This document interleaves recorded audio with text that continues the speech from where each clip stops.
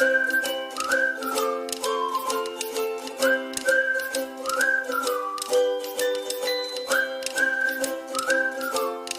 Everyone, आज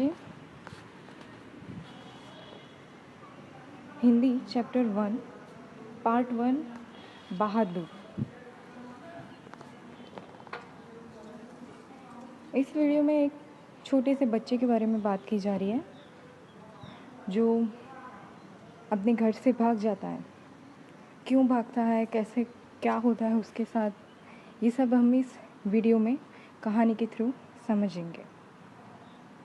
आपने कम उम्र के अनेक लड़के लड़कियों को कारखानों, चाय की दुकानों या फिर घरों में काम करते देखा होगा।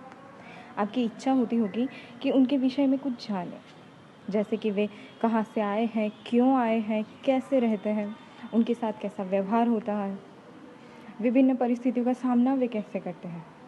संभव है कि इस विषय में आपके भी कुछ अनुभव हो। बहादुर एक ऐसे किशोर की कहानी है जो अपने घर से भागकर शहर आता है। वहाँ एक घर में एक नौकरी करने लगता है। वह अपना काम पूरी ईमानदारी और लगन से करता है, लेकिन एक दिन अचानक वह इस घर से भी भाग जाता है। वह ऐसा क्यों करता है, आइए जानते हैं। सहसा में काफ़ी गंभीर हो गया था, जैसे कि उस व्यक्ति को हो जाना चाहिए जिस पर एक भारी दायित्व आ गया हो। वह सामने खड़ा था और आंखों को बुरी तरह मलका रहा था। 12-13 वर्ष की उम्र, ठिगना चकठई शरीर, गोरा रंग, चपटा मुंह। वह सफ़ेद नेकर, आधी बाह की सफ़ेद कमीज और भूरे रंग का पुराना जूता पहने था। उसके गले में स्काउटों की तरह एक रुमाल बंधा था और उसको घेर कर परिवार के अन्य लोग खड़े थे।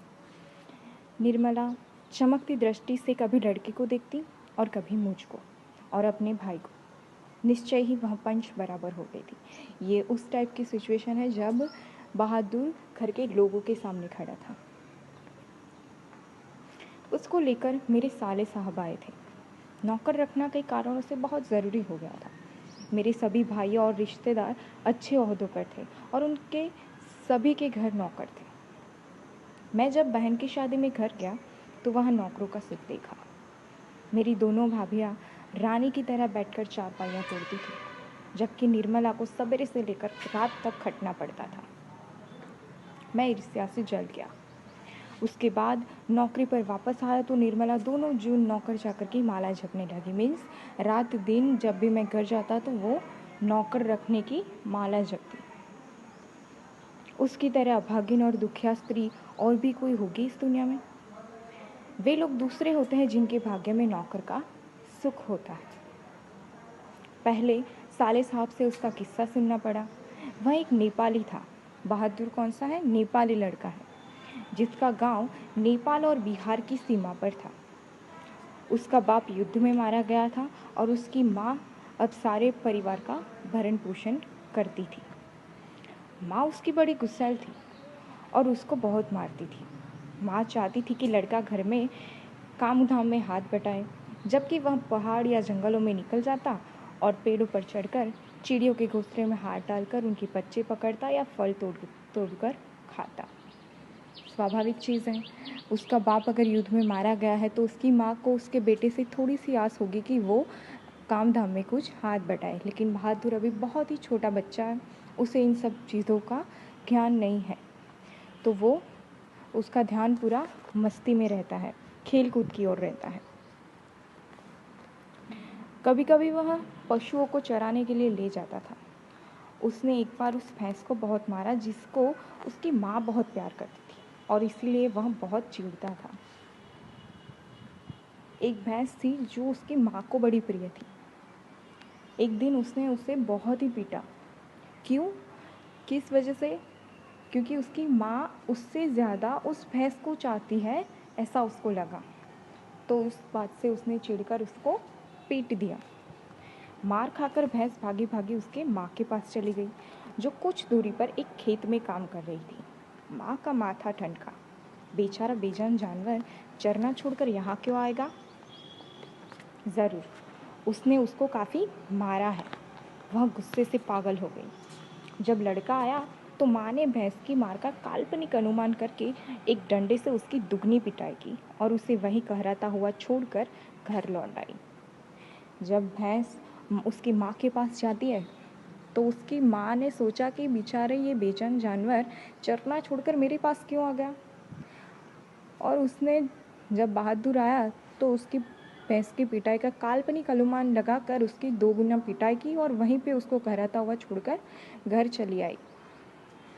लड़के का मन माँ से फट गया और वह रात भर जंगल में छिपा रहा। वो घर नहीं गया। उसको वो भी माँ से बड़ा गुस्सा हो गया और वो घर नहीं गया, पूरी रात जंगल में ही छिपा रहा। जब सवेरा होने को आया तो वह घर पहुंचा और किसी तरह अंदर चोरी छुपके घुसकर घी की हांडिया में हाथ डालकर माँ के रखे रुपयों में से 2 रुपये निकाल लिए। अतः में 9 2 11 हो गया। मीन्स 2 रुपये लेकर वो घर से भाग जाता है। वहाँ से 6 मील की दूरी पर एक बस स्टेशन था जहाँ गोरखपुर जाने वाली बस मिलती थी। तुम्हारा नाम क्या है जी? मैंने पूछा। दिल बहादुर साहब। उसके स्वर में एक मीठी झंझनाहट थी। मुझे ठीक ठीक याद नहीं कि मैंने उसको क्या क्या हिदायतें दी। शायद यही कि वह शरारतें छोड़कर ढंग से काम करे और इस घर को अपना ही घर समझे। इस घर में नौकर चाकर को बहुत प्यार और इज्जत से रखा जाता है। जो सब खाते पहनते हैं वही नौकर चाकर खाते पहनते हैं। अगर वह यहाँ रह गया तो ढंग शौर सीख जाएगा। पहनते हैं वही नौकर चाकर खाते पहनते हैं। अगर वह यहाँ रह गया तो ढंग शौर सीख जाएगा, घर के और लड़कों की तरह पढ़ लिख जाएगा और उसकी ज़िंदगी सुधर जाएगी। निर्मला ने उसी समय कुछ व्यावहारिक उपदेश दे डाले थे। इस मोहल्ले में बहुत तुच्छ लोग रहते हैं। वहाँ किसी के यहाँ न जाए और किसी का काम ना करे। जब वो बहादुर लेखक के घर आता है तो उसको सारी हिदायतें दी जाती हैं कि भाई यहाँ जैसे आम लोग रहते हैं, घर के बच्चे रहते हैं, वैसे ही तुझे रखा जाएगा, बस तू ठीक से काम करना अपना। और निर्मला यानी कि जो लेखक की वाइफ है, उसने भी कुछ हिदायतें दे डाली कि यहाँ पे पड़ोसियों के घर नहीं जाना, उनका काम नहीं करना, सिर्फ हमारे घर का काम करना। बाहर के लोग बड़े तुच्छ हैं, पड़ोसी बड़े तुच्छ हैं। कोई बाज़ार से अगर कुछ लाने को बोले तो बोल देना अभी आता हूँ, ऐसा कहकर अंदर आ जाना। उसको घर के सभी लोगों से सम्मान और तमीज़ से बोलना चाहिए। और भी बहुत सी बातें, और ना जाने क्या क्या बात उसे समझाई गई। अंत में निर्मला ने बहुत ही उदारतापूर्वक लड़के के नाम से दिल शब्द उड़ा दिया। उसका नाम पूरा था दिल बहादुर। निर्मला ने दिल शब्द उड़ा दिया और सिर्फ उसका नाम हो गया बहादुर। परंतु बहादुर बहुत ही हंसमुख और मेहनती निकला। उसकी वजह से कुछ दिनों तक हमारे घर में वैसा ही उत्साहपूर्ण वातावरण छाया रहा जैसे कि प्रथम बार तोता मैना या पिल्ले पालने पर होता है। सवेरे सवेरे ही मोहल्ले के छोटे छोटे लड़के घर के अंदर आकर खड़े हो जाते और उसको देखकर हंसते या तरह तरह के सवाल करते। ए, तुम लोग छिपकली को क्या कहते हो? ए, तुमने शेर देखा है? ऐसी ही बातें। उससे पहाड़ी गाने की फरमाइश की जाती। घर के लोग भी उससे इसी प्रकार की छेड़खानियाँ करते। वह जितना उत्तर देता उससे अधिक हंसता था। सबको उसके खाने की और नाश्ते की बड़ी फिक्र रहती। निर्मला भी आंगन में खड़े होकर पड़ोसियों को सुनाते हुए कहती कि बहादुर आकर नाश्ता क्यों नहीं कर लेते? मैं दूसरी औरतों की तरह नहीं हूँ जो नौकर चाकर को तलती भुनती है। मैं तो नौकर चाकर को अपने बच्चे की तरह रखती हूँ।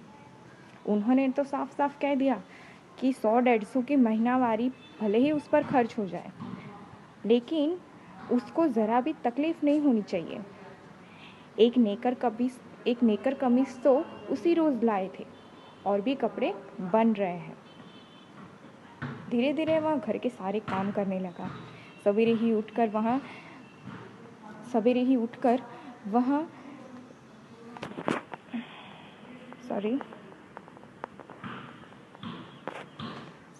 उठकर वह बाहर नीम के पेड़ से दातून तोड़ लाता था। वह हाथ का सहारा लिए बिना कुछ दूर तक तने पर दौड़ते हुए चढ़ जाता। मिनट भर वही पेड़ की पुलई पर नजर आता। पुलई यानी कि जो वृक्ष है उसकी चोटी पर नजर आता। निर्मला छाती पीटकर कहती, अरे रीछ बंदर की जात, कहीं गिर गया तो बड़ा बुरा होगा। वह घर की सफाई करता, कमरों में पोछा लगाता, अंगीठी जलाता, चाय बनाता और पिलाता। दोपहर में कपड़े भी धोता और बर्तन मलता। वह रसोई बनवाने की भी जिद करता, पर निर्मला स्वयं ही सब्जी और रोटी बनाती। निर्मला की उसको बहुत फिक्र रहती। उसकी उन दिनों तबीयत ठीक नहीं थी, इसीलिए वह कुछ दवाइयाँ ले रही थी। बहादुर उसको कोई काम करते देखता तो कहता, माताजी मेहनत ना करो, तकलीफ बढ़ जाएगा। वह कोई भी काम करता होता, समय होने पर हाथ धोकर भालू की तरह दौड़ता हुआ कमरे में जाता और दवाई का डिब्बा निर्मला के सामने लाकर रख देता। जब मैं शाम को दफ्तर से आता तो घर के सभी लोग मेरे पास आकर दिन भर के अनुभव सुनाते। जब हमारे पापा हमारे घर दफ्तर से मीन्स ऑफिस से जब घर आते हैं तो हम जैसे सब मिलकर बैठ जाते हैं कि पापा आज तो ऐसा हुआ, पापा आज तो ऐसा हुआ, आज वो आए थे, आज ये हुआ। उसी तरह जब लेखक घर पे जाता तो घर के सारे लोग उसके सामने बैठ जाते कि आज तो ऐसा हुआ, आज तो ये लोग आए थे, ये मिलने आए थे। उसी तरह बहादुर भी आता। बाद में वह भी आता। वह एक बार मेरी ओर देखकर सिर झुका लेता और धीरे धीरे मुस्कुराने लगता। वह किसी बहुत ही मामूली घटना की रिपोर्ट देता। बाबूजी, बहन जी का एक सहेली आया था, या बाबूजी भैया सिनेमा गया था। उसके बाद वह इस तरह हंसने लगता गोया बहुत ही मज़ेदार बात कह दी हो। मैं उससे बातचीत करना चाहता था, पर ऐसी इच्छा रहते हुए भी मैं जानबूझकर बहुत गंभीर हो जाता और दूसरी ओर देखने लगती। लेखक क्या बोलता है कि जब वो मेरे पास आकर ऐसी बातें करता तो मुझे इच्छा होती कि मैं इसके साथ और बातें करूं, लेकिन मैं ऐसा नहीं करता। मैं थोड़ा गंभीर हो जाता और दूसरी ओर देखने लगता, ज़्यादा बात ना करता। निर्मला कभी कभी उससे पूछती थी, बहादुर तुमको अपने माँ की याद नहीं आती है? नहीं। क्यों? तो बहादुर कहता है, वह मारता क्यों था? इतना कहकर वह खूब हंसता था, जैसे मार खाना खुशी की बात हो। तब तुम अपना पैसा माँ के पास कैसे भेजते हो? माँ बाप का कर्जा तो जन्म भर भरा जाता है। वह और भी हंसता था। निर्मला ने उसको एक फटी पुरानी दरी दे रखी थी। घर से वह एक चादर भी ले आया था। रात को काम धाम करने के बाद वह भीतर के बरामदे में एक टूटी हुई बस्कट पर अपना बिस्तर बिछाता था। बस्कट मानी बांस से बनी चारपाई, उसको बस्कट बोलते हैं। उसके ऊपर अपना बिस्तर बिछाता। वह बिस्तर पर बैठते और जेब में से कपड़े की एक गोल सी नेपाली टोपी निकालकर पहन लेता, जो बाईं ओर काफ़ी झुकी रहती थी। हमने नेपाली लोगों का पहनावा देखा है। उनकी टोपी कैसी होती है? गोल। वह बिस्तर पर बैठते और जेब में से कपड़े की एक गोल सी नेपाली टोपी निकालकर पहन लेता, जो बाईं ओर काफ़ी झुकी रहती थी। हमने नेपाली लोगों का पहनावा देखा है। उनकी टोपी कैसी होती है? गोल होती है। फिर वह एक छोटा सा आईना निकालकर बंदर की तरह उसमें अपना मुंह देखता था। वह बहुत ही प्रसन्न नजर आता था। उसके बाद कुछ और भी चीज़ें उसकी जेब से निकलकर उसके बस्तर पर सज जाती थी। कुछ गोलियां, पुराने ताश की एक गड्डी, कुछ खूबसूरत पत्थर के टुकड़े, ब्लेड, कागज़ की नाव। वह कुछ देर तक उनसे खेलता था। उसके बाद वह धीमे धीमे स्वर में गुनगुनाने लगता था। उन पहाड़ी गानों का अर्थ हमें समझ नहीं आता था, पर उसकी मीठी उदासी सारे घर में फैल जाती थी, जैसे कोई पहाड़ की निर्जनता में अपने बिछड़े हुए साथी को बुला रहा है। बहादुर रात को क्या करता था? अपनी जेब से कुछ चीज़ें निकालता था, जिसमें क्या होता था, कुछ गोलियां होती थी, पुराने ताश की गड्डियाँ होती थी, कुछ खूबसूरत से पत्थर के टुकड़े होते थे, ब्लेड होती थी, कागज़ की नाव होती थी। वो थोड़ी देर उससे खेलता था। उसके बाद में वो नेपाल का था, तो वो क्या पहाड़ी गाने गाता था, तो थोड़ी देर वो पहाड़ी गाने गुनगुनाता था। लेकिन उसका मतलब लेखक के घर वालों को समझ में नहीं आता था, लेकिन उसकी उदासी, उस गाने की उदासी पूरे घर में छा जाती थी, जैसे कि पहाड़ की निर्जनता में कोई अपने बिछड़े हुए साथी को बुला रहा हो। दिन मज़े में बीतने लगे। बरसात आ गई थी। पानी रुकता था और बरसता था। मैं अपने को बहुत ऊंचा महसूस करने लगा था। अपने परिवार और संबंधियों के बड़प्पन तथा शान बान पर मुझे सदा गर्व रहता। अब मैं मोहल्ले के लोगों के बारे में पहले से भी तुच्छ समझने लगा था। मैं किसी से सीधे मुंह बात न करता, किसी की ओर ठीक से देखता भी नहीं था। दूसरों के बच्चे को मामूली सी शरारत पर डांट डपट देता था। कई बार पड़ोसियों को सुना चुका था, जिसके पास कलेजा है वही नौकर रख सकता है, घर के सवांग की तरह रहता है। निर्मला भी सारे मोहल्ले में शुभ सूचना दे आई थी। आधी तनख्वाह तो नौकर पर ही खर्च हो रही है, पर रुपया पैसा कमाया किस लिए जाता है? ये तो कई बार कह चुके हैं कि तुम्हारे लिए दुनिया के किसी भी कोने से नौकर ले आऊँगा, और वही हुआ। निसंदेह बहादुर की वजह से सबको बहुत आराम मिल रहा था। घर खूब साफ और चिकना रहता, कपड़े चमचमा सफ़ेद। निर्मला की तबीयत भी काफ़ी सुधर गई थी। अब कोई एक खर भी न टसकाता था। किसी को मामूली काम करना हो तो वह बहादुर को आवाज़ देता, बहादुर एक गिलास पानी, बहादुर पेंसिल नीचे गिर गई है उठाना। इसी तरह की फरमाइश है। बहादुर घर में फिरकी की तरह नाचता रहता। सभी रात में पहले ही सो जाते थे और सवेरे 8 बजे के पहले ना उठते। मेरा बड़ा लड़का किशोर काफ़ी शान शौकत और रौब दौब से रहने वाला कायल था। उसने बहादुर को अपने कड़े अनुशासन में रखने की आवश्यकता महसूस कर ली।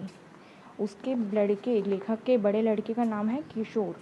उससे ऐसा महसूस हुआ कि ये नौकर होकर इस घर में छा रहा है, इसको अपने कंट्रोल में करना पड़ेगा। तो उसने क्या किया, फलतः अपने सभी काम बहादुर को सौंप दिए। सवेरे उसके जूते में पॉलिश लगनी चाहिए, कॉलेज जाने से पहले साइकिल की सफाई ज़रूरी है, रोज़ ही उसके कपड़ों की धुलाई और इस्त्री होनी चाहिए, और रात में सोते समय नित्य बहादुर से अपनी शरीर की मालिश करवाता और मुक्कियाँ भी लगवाता। पर इतनी सारी फरमाइशों की पूर्ति में कभी कोई गड़बड़ी भी हो जाती है। जब ऐसा होता तो किशोर गर्जन तर्जन करने लगता, उसको बुरी बुरी गालियाँ देता और उस पर हाथ भी छोड़ देता, यानी कि उसको कभी कभी मार भी देता। किशोर बहादुर को कभी कभी गालियाँ भी देता और उसको मार भी देता, क्योंकि घर का इतना सारा काम है तो बहादुर बच्चा है, उससे कभी कुछ भूल हो जाती तो उसे मारता। मार खाकर बहादुर एक कोने में खड़ा हो जाता चुपचाप।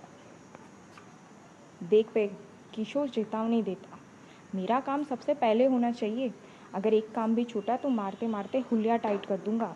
साला कामचोर, करता क्या है तू, बैठा बैठा खाता है।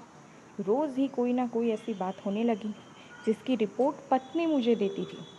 मैंने किशोर को मना किया पर वह नहीं माना, तो मैंने यह सोचकर छोड़ दिया कि थोड़ा बहुत तो चलता ही रहता है, फिर एक हाथ से ताली कहाँ बजती है।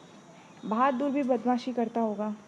जब लेखक को इस बारे में पता चला कि बहादुर को किशोर मारता है या उसकी किसी भूल पर उसको गालियाँ देता है, तो लेखक ने अपने बेटे को समझाने की कोशिश की, लेकिन वो नहीं माना। तो लेखक ने अपने मन में क्या सोचा कि एक हाथ से ताली कहाँ बजती है, मीन्स बहादुर भी गलती करता होगा तभी उसको मार पड़ती है। पर एक दिन जब मैं दफ्तर से आया तो मैंने किशोर को एक डंडे से बहादुर की पिटाई करते हुए देखा। निर्मला कुछ दूर खड़ी हाँ हाँ करती हुई मना कर रही थी। मैंने किशोर को डांटकर अलग किया। कारण यह था कि शाम को साइकिल की सफाई करना बहादुर भूल गया था। किशोर ने उसको मारा तथा गालियां दी तो उसका काम करने से बहादुर ने मना कर दिया। तुम साइकिल साफ क्यों नहीं करते, मैंने उससे कड़ाई से पूछा। लेखक ने बहादुर से पूछा कि तुमने किशोर की साइकिल साफ क्यों नहीं की, तो वह रोते हुए क्या बोलता है कि बाबूजी, भैया ने मेरे बाप को लाकर क्यों खड़ा कर दिया। मैं जानता था कि किशोर उसको भी और भी भद्दी गालियाँ देता था, लेकिन आज उसने न हुआ। निसंदेह वह गाली उसके बाप पर पड़ती थी। मुझे कुछ हंसी आ गई। खैर, किशोर के व्यवहार को अच्छा तो कहा नहीं जा सकता, पर गृह स्वामी होने के कारण मुझ पर कुछ गंभीर दायित्व भी थे। लेखक को थोड़ी हंसी आ गई उनकी बातें सुनकर। बहादुर ने साइकिल साफ नहीं की क्योंकि किशोर ने उसको गाली दी, सुअर का बच्चा बोला। तो बहादुर ने बोला कि तुमने मेरे पापा को लाकर, मेरे बाप को लाकर क्यों खड़ा कर दिया, सुअर का बच्चा। बेशक वो गाली उसके बाप पर पड़ती थी।